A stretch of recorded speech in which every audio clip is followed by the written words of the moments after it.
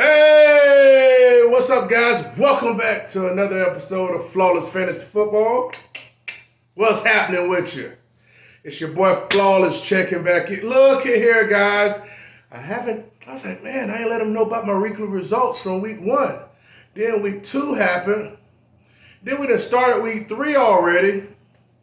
Where's my level of transparency? It's right here in this video. That's where it's at. So, hey guys, look, man, I got stuff, man. I'm like in a circus, like juggling stuff, juggling fantasy football, juggling, single parenthood stuff, juggling flawless fatherhood, juggling work, juggling other stuff, man.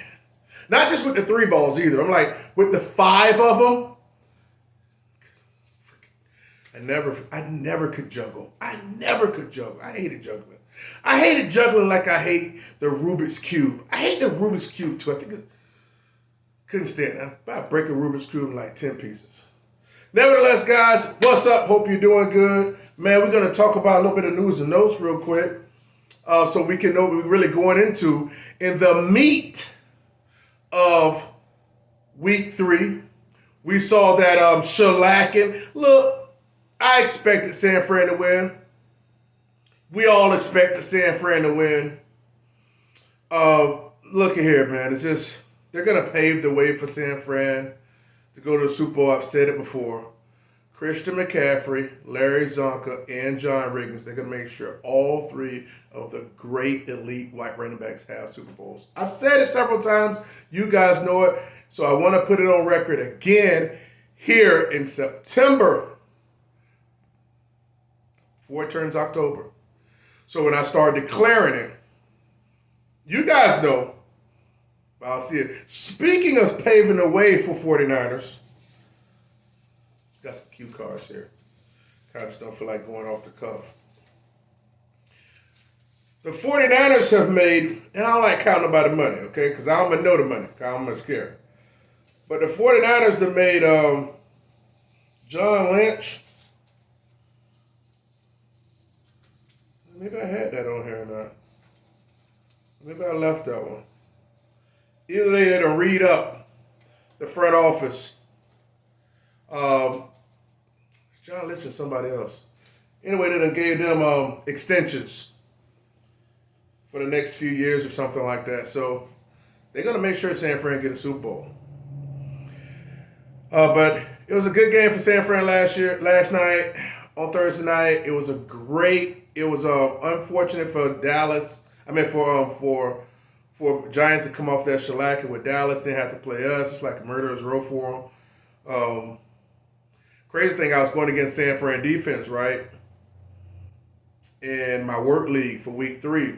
And I wanted them to do well, obviously, right? But I didn't want Daniel Jones to score a TD. And I wanted them to score like 14, 16, 17 points. But we still win. They scored 12, which is cool enough, and they didn't give it no defensive touchdown. I think in the league I was playing against them, they had 8. So I didn't mind that at all. I mean, when they got the interception, I was like, think about it. If your team, my team, San Francisco gets the interception, I'm like, okay, good. Now tackle him. I wanted them to tackle him, dog. I wanted them to tackle him. I was like, man, what fairness should do to him. Yeah, I was rooting for us to get the interception, but I wanted them to lay it down too. Like, don't let them break those tackles. Also when Daniel Jones got down there, and they was about to score on the 5 or 6. Daniel Jones, I hope you don't throw it to Waller, because the person I was going against had Waller and Daniel Jones. I know, we'll talk about that later. And they ran it in with Breida, man. I was happy as hell, man. Happy as hell. But let's just go over a little news and notes real quick. We'll get into that shortly. I'm going to try to just slide through it, y'all. I ain't going to bore you because I got, a couple weeks or so to actually talk about. They ran some tests today and said that Debo, I knew that what wrong with Debo from Thursday night. I saw how he fell, and he fell on the football. So I truly believe that at that point in time, he had got the wind knocked out of him at the most, Of course, he laid down there, all drama, and I'm like, oh, God, I just took another sip of drink, whatever I was sipping on. And then he ended up getting up and walking to the sideline and twist. And I'm like, man, wasn't that wrong with you anyway?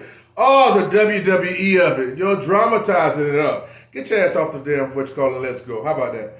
But good for Debo. He had a breakout game. I won that $120. Yeah, $120 on the what's that, underdog? And I actually made 2 bets in all transparency. And I missed because McCaffrey came out the game and he didn't get the 90-something rush yards because I think it was a halftime bet that I missed. But I got one on for 120, so that's okay. And I've been doing good, man. I hit the past 2 weeks. And so Debo's pretty good. Just say he's pretty sore. Next up is Austin. Austin Eckler is ruled out for this Sunday's game against Chargers against Minnesota. What's the deal, guys, with all these upper level running backs, man? Austin Eckler's out, Chubb's out. You know, our the new homeboy with the Raiders wasn't going to do good. He might have a game this week, but the first 2 weeks been subpar because they're all like, oh, Joshua. She double hands. Oh, Joshua. That's what they act like. Oh, Big Joshua and Josh Jacobs in the first. You guys never really. Look, he had his peak last year. And then any team that freaking Jimmy Garoppolo's holding down, no. All right. Well, I understood what he did, but I didn't expect him to do it again like that. So he was somebody you never saw me pick on a mock, even though I do that many mocks this year. But even the personal ones I did never went with him. Never. But the running backs are having a hard time of it this year, though, man. Really are. Except for, a couple. Through 2 weeks, you have Christian McCaffrey, and I believe Christian McCaffrey and old boy Bijan is up there in the top 3. It's still early. But again, here's the thing with Bijan. My knock on Bijan was because of his skill set. It was because another guy over there was going to be getting so many totes. That was my whole thing. Like, I don't want an RB1 where the RB2 on the team is going to be getting 15 totes. I know they run a lot, but still, that's not what I want. But here's the thing, though. I feel if Bijan was getting all those totes, I think he'd be way more apt to break.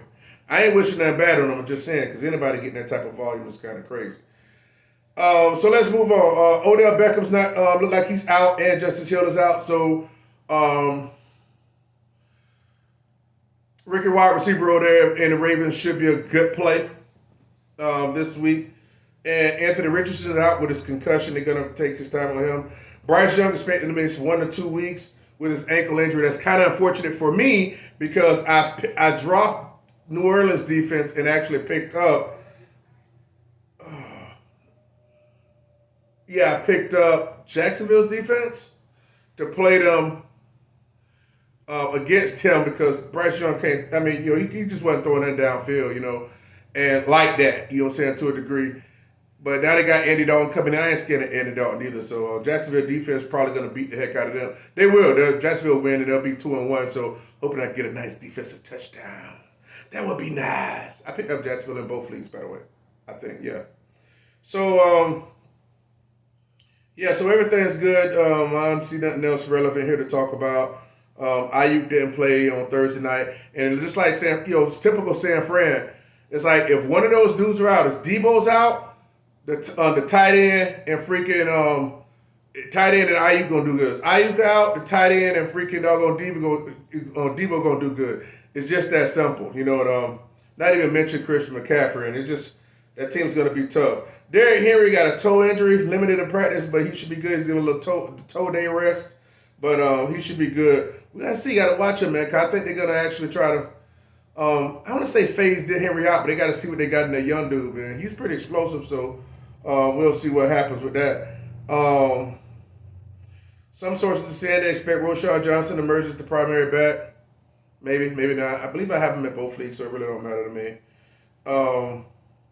We saw the unfortunate thing with, I'm not going to talk about it no more, with Nick Chubb, but, that's unfortunate too. So let's just get into it and see what's happened. Week one.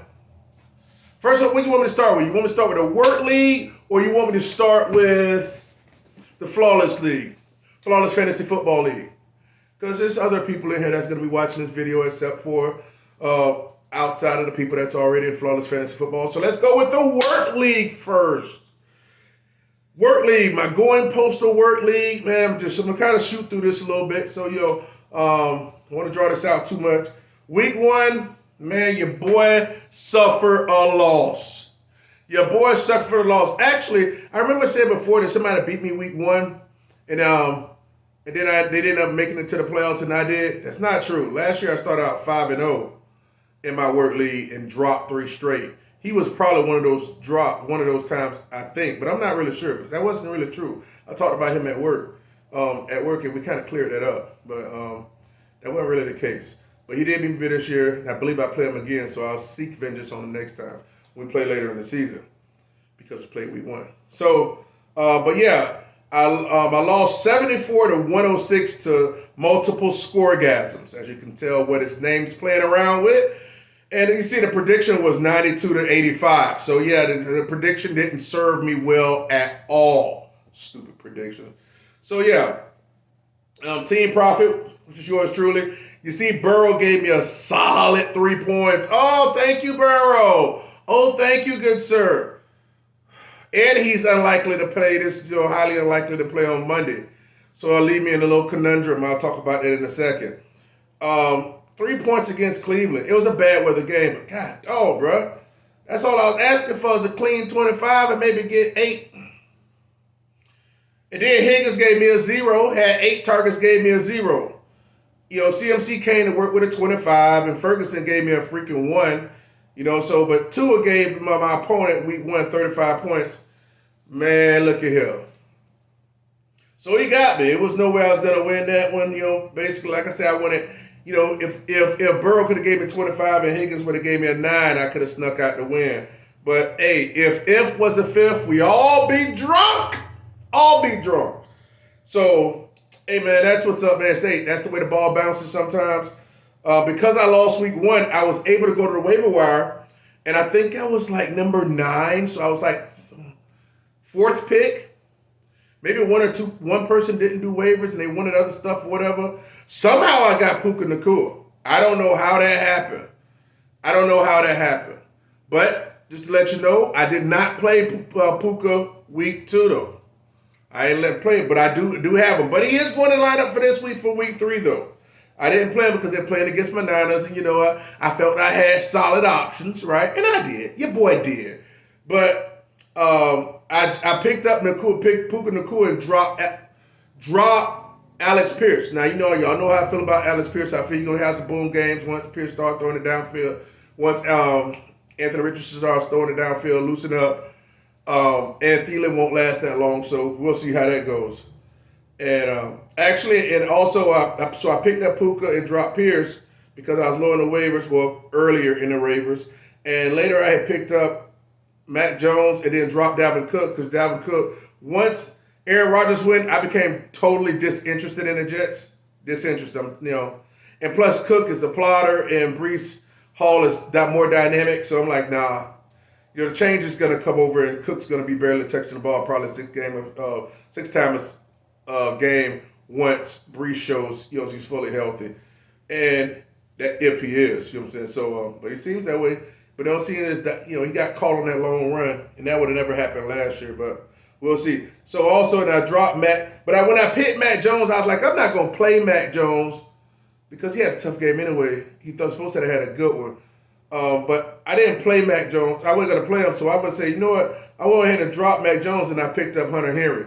And Hunter Henry scored me 11 fantasy points in 2 straight weeks because I played him he scored 11 points when I picked him up week 2 and I played him again. Then I played him the first time week 2. But so I took the loss 74-106 and made those waiver transactions. And let's move on to week 2. Week 2, your boy played.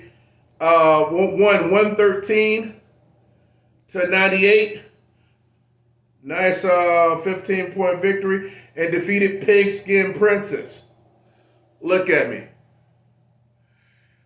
I don't lose the girls in fantasy, okay? No, you're going to get mopped up. you're going to get bent over. You know what I'm saying? Arch the back, and you're about to get pounded. I ain't playing the radio. You're going to take this, and you're going to like it. And Pigskin Princess liked it. Thanked me afterwards. So, as you can see, projection was 96 to 89. And Burrow came through at 18. Oh, folks, thank you for the 18, Burrow. Oh, thank you for the 18. Freaking, God, oh, man. But Higgins came through with 2 touchdowns.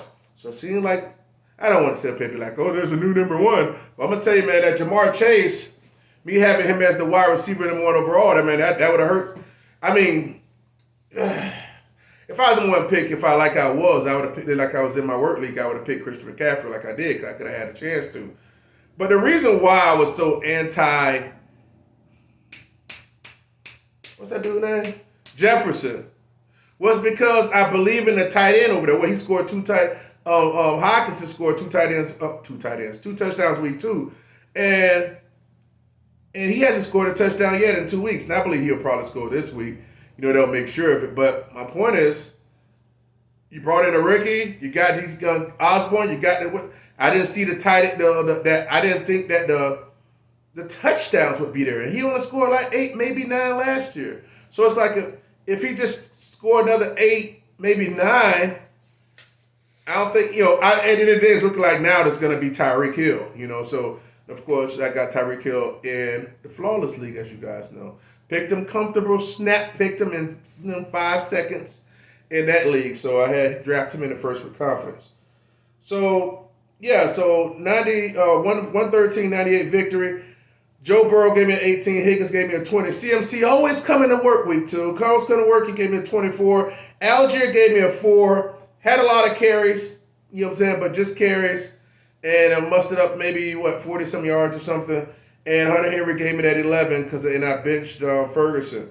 I played against Fields, and Fields had 16. Tyreek had 10, which is interesting because I wanted Tyreek to do good because I have him in the Flawless League. But I was going against him in this league, so I was like, slow down. Just be okay, but don't pop on me. And he had 40 yards and a touchdown or something like that around there. James Cook popped off with an 18, and Christian Kirk, I was actually at that game. It's like they was throwing to him every freaking time. He had 100 yards receiving. So, and I think that's because Zay Jones got hurt, but nevertheless. But Pigskin Princess, don't know how to manage the team, actually had Daniel Jones on the bench. And Daniel Jones had, 36 points? And she had Nico Collins on the bench. But let's just say screw it up Nico Collins. You never saw that really coming per se. But if she'd have played Daniel Jones at Arizona, or playing Arizona, instead of Fields at Tampa Bay, she'd have had one of the 18 points that would have beat me by 5. And your boy would have been 0-2. But instead, in the work league, I'm 1-1 after 2 weeks. And since I had won and I was 1-1, this week's waivers, I dropped Jahan Dotson and picked up Roshan Johnson because I have Herbert in that league. And I dropped New Orleans defense and picked up Jags. And I switched out. I actually I actually got rid of the Seattle kicker and picked up Dallas kicker Aubrey.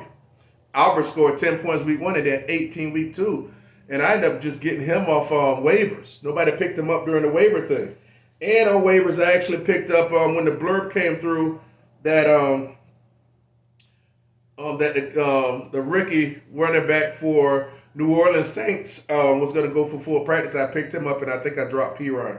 So those are the transactions I did. Hopefully that's read right on the screen. And moving on to week 3, I'm just going to give a little bit of insight about week 3. Currently, right now, I'm playing Doug's Thugs. This guy won the league last year in my work league. And I'm playing him. He beat me out. Was he one of the ones that beat me? First ones, I can't remember. But yeah, he won last year. He got a crappy bench, though. So the projection currently now is 97 to 92. But I'm sure that's with the points of 17 to 8. Last night, Well, I keep saying last night. It was last night though. CMC scored 17 points for me. Could have scored more if he'd have caught that TD though, bro. CMC be right there looking in my face, trying to give me 26 points. Messed it up. It had written you into the script, man. You blew it. So Doug Stubbs is I'm up on Doug Stubbs 17-8. I had CMC and said he had San Francisco defense. So yeah, I was wanting San Francisco defense to not hurt me, but I wanted them to handle business in real life, and they did that. So this is my second time actually. This Doug Stubbs has Bijan Robinson. This is my second time going up against Bijan Robinson. First time I went up against Bijan was in the Flawless Fantasy Football League in week 1, and came out with a W, of course. But that we're not talking about that league yet. So I got a little conundrum real quick, right? Joe Burrow plays Monday night at 8:15. I'm doing my research like he's unlikely to play. Okay. Now, I wonder, should I play Jake Browning, which is the backup for Herbert? He's essentially a rookie. Should I play him? He came from Washington, played at college at Washington. Pickett, I don't like Pickett. Carr at Green Bay, Mayfield. Here's the deal. Or Sam Howell. What I'm going to end up doing is either picking between the backup for Cincinnati, Jake Browning, or playing Sam Howell against Buffalo. And I'm going to be honest with you, I'm leaning towards, or maybe Baker Mayfield against Philly, but I don't trust Baker. I know Baker's a safe 20 maybe, Against Minnesota week 1, he had 19 points in this scoring system, and he's had 22 versus the Chargers. Okay, that's cool. But Sam Howell scored 17 against Arizona week 1 and 27 against Denver. I think Sam Howell's just getting started, okay? He's got a plethora of weapons around there and stuff like that. All 3 receivers are up. I don't know if the tight end's coming back yet. And they're playing against Buffalo, so I'm expecting to be somewhat of a shootout. I don't think that they're going to be running the ball in like that because it's going to be a shootout and you're going to have to keep up. So, and Sam Howell actually has legs. He haven't showed that yet, but he has that. He can run it in. So I'm likely going to go Sam Howell because I'm not going to wait till Sunday night, then get screwed. I don't want to be playing essentially a rookie against, not to say he all that or anything, but Aaron Donald. And even though Cincinnati be at home, I want to trust somebody in a nice matchup. So Sam Howell's at home, so I'll probably make the transaction. I have to drop somebody though. I think I'm gonna drop Jake Ferguson over there in my work league because I have Hunter Henry. So, but I'm gonna do it right before Jake Ferguson plays, so then nobody can pick him up right before before he plays. So I think they play at 4. I got to make sure though. But whatever they play at, I'm gonna probably 5 minutes before, I'm gonna go in there and I'm gonna pick up Sam Howell. No, Sam Howell play at 1. Yeah, so I'm gonna have to do it before then. So yeah, that's the deal. I'm probably gonna lean towards Sam Howell, but I'm not 100% yet. So that's the deal with that. So week 3, I'm up 17-8. So your boy is 2-0 currently. Hoping I'm 1-1 in the work league and going postal league, and up 17-8 so far, so good. Hopefully Bijan don't hurt me, and I got Tyler Algier on the bench this week. But hey, if he scores, that's a 1 touchdown he's keeping away from Bijan. Now on to the Sir Flawless League. I might as well call it Sir Flawless League. Flawless Fantasy Football Listener League. In week 1, I played against Mr. Known as BD, Team Known as BD, and he put on a valiant performance. But your boy Sir Flawless pulled out the 14-point victory, 132-118. Lamar gave me a 9.3, but Tyreek Hill snapped with the 39. With the 39-piece. 39-piece chicken wing. Oh! With the blue cheese dress. Well, I like blue cheese. And look, I don't know what you guys like, but I like blue. I know some of you guys are going to be ranch. Oh, blue cheese is so disgusting. Blue cheese is freaking delicious. So, and Bijan had 18.3 and Pittman snapped with 19.7. I'm like, damn, don't do me like that. But your boy got the victory over known as BD and went to 1-0.